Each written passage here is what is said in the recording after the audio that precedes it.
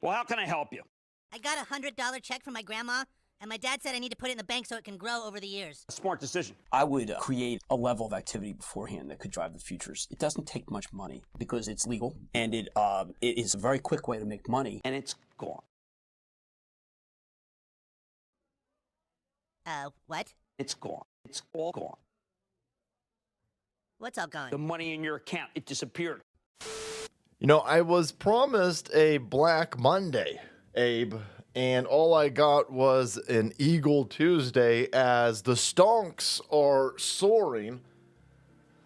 Have all of the panicans... Could you imagine waking up today? So, all of these numbnuts were all convinced that this was it. Great Depression incoming. Oh my gods, I better sell everything off because that stupid head Blonel Blump is breaking the stonk market. So you had all of these panicans last week, Thursday, Friday, sell. They were all pinned up, ready to go on Monday because Friday evening you had pricks like Jim Cramer screaming, "For cereals, everybody, it's going to be the blackest Monday ever known to man. It's going to be 1986 levels, 1929 levels."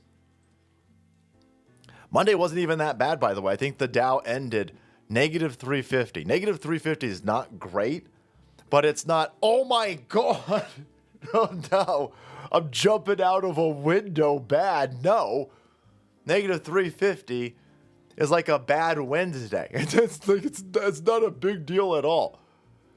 And so now here's Tuesday, and everything lit up green like it's Christmas in spring. Panicans this morning, even more upset with Donald Trump that the stock market is up. And these people have got to be even more upset with Donald Trump than they were last week when they thought he was causing the depression. Now he's fixed the economy, and I'm poor. I sold all of my stonks at their record low. Yeah.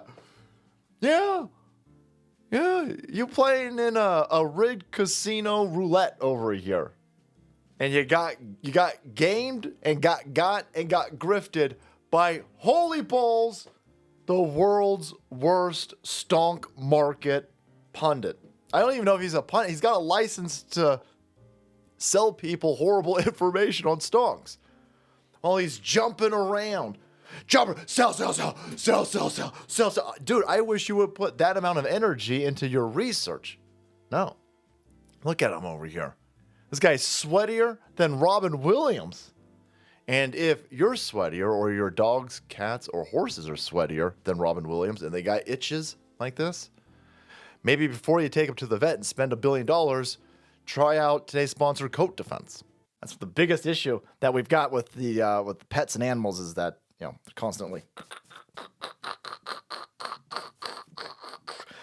Then they got their dandruff all over the place, and then it smells. You're like, what does that smell? It's the scratching dog over there, spreading its yeast infection all over the place, most likely. Then you take your poor loved one down to the vet, and the vet's no better than all of these big pharma pushers. And the vet's like, well, yeah, let's give him steroids. Well, you got anything other than steroids? More steroids! Probably make the situation worse, by the way. When in reality, the dog's got a yeast infection. It needs to be cleared up, needs to be dried up, and then the skin can actually start healing itself. Your dog will smell great, stop scratching, you can sleep at night, and you don't end up poisoning your own animal. So check out our friends over at Coat Defense. Their products are so safe, by the way. So safe that you can use them. They sell human stuff over here too, by the way. You can get stuff for you, your horse, your dog. It's a one-stop shop, boys, for deodorants and soaps. All right? I'm going to throw some of this because I am a sweaty mess. Bam! There you go. Dissipates odor, dries sweat, calms aggravated skin. That's me. I scratch like a monster, by the way. But check out their daily preventative powder. Check out their sensitive skin dog shampoo. Check out all their stuff, boys. All made in Ashburn, Virginia. USA, 100% satisfaction guarantee. Take 15% off your first order by going to coatdefense.com. Use promo code SALTY. Stop spending money on vets, pharma, and chemicals that hurt your dog. Let's get Coat Defense on the Dow Jones, boys. So here is Jim Cramer, Gateway Pundit, of course. Another Jim Cramer prediction on Black Monday. Style Wall Street crash over Blonel Blump's tariffs goes up in smoke. At a certain point, you have to be wondering, How's he allowed to keep being this massively wrong? Last week, when Trump was putting the stonks, the tariffs into effect, this guy said, this is the worst day. He says this, quote, I can't think of a worse day to buy stonks.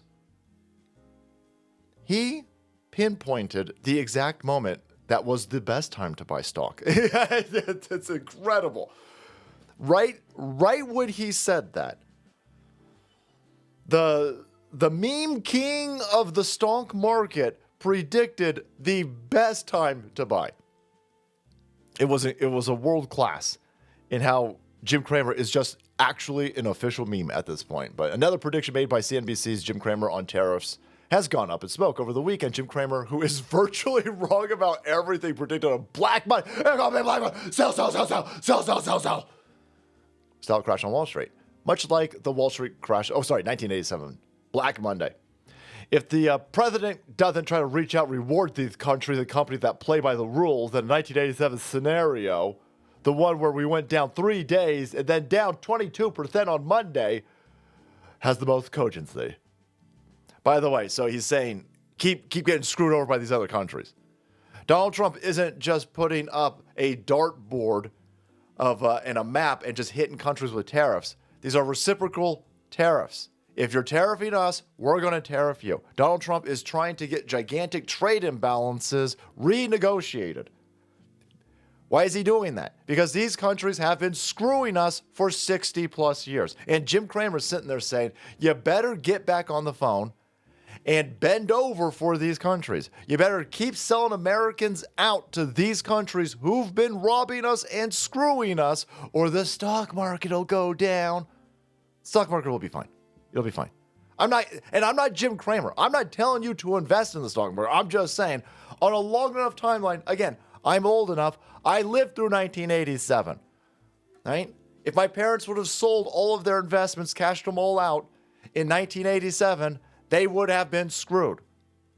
Just like they would have been screwed if they did it in 2001. Yeah. And just like they would have been screwed if they did it in 2008 with the Obama market crash, housing market crash. So I'm not telling you to do anything. I just know for me, this dude's always wrong. And for me personally, I look at what he says and I invest in the opposite direction. Again, don't listen to me. I don't know what I'm talking about. I don't have the protection of Jim Cramer over here. This dude gets on nightly and gives out the world's worst financial advice. And he's never held accountable. And he still has a license to do this, by the way, on a network that has a license to broadcast this into your house. You'd have to be a crazy son of a bitch to get your financial investment tips from this madman. It's not an accident that he hasn't been fired, by the way. They want you to be poor. All the people who sold off, by the way, all the people who listened to this man, all the people who listened to the mainstream media press, all the people who got whipped up by CNN, ABC, CBS, NPR, and across the pond with the BBC, old people, you guys sold all of your stuff off. You sold all of your stuff off at record lows, and Jim Cramer and Jim Cramer's friends and the people who run CNBC and the executives in CNBC, all of the board members of CNBC, you know what they did? They went and bought all of your stonks. They told you to sell, and you did. You sold at record lows. You got screwed over. They screwed over their own audience. You sold at record low. Who do you think's buying all of this up? Jim Cramer and his friends. They're scamming you. You're being scammed by these people. He should be held accountable. At what point do you, at bare minimum, say you don't get to go on television and give out financial advice anymore? The entire system's corrupt. But there you have it. Jim Cramer giving the world's worst news. The Dow Jones, by the way, look, it jumped up at one point 1,300 points on Tuesday. World's worst Black Monday, because Tuesday it was up 1,300 points at one point. It's down way lower than that, by the way. It's still positive. It's like positive 200 right now.